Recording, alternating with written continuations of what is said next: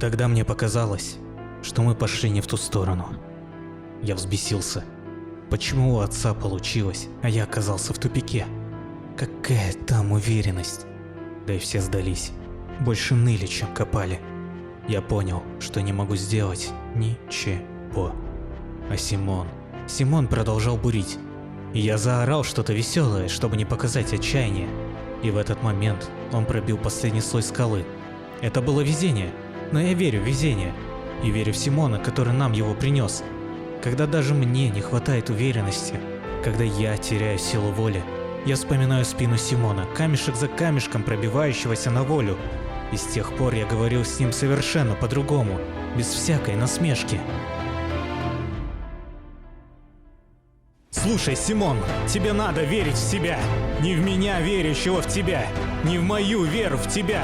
И не в свою веру в меня. А верь в себя и в свою веру в себя.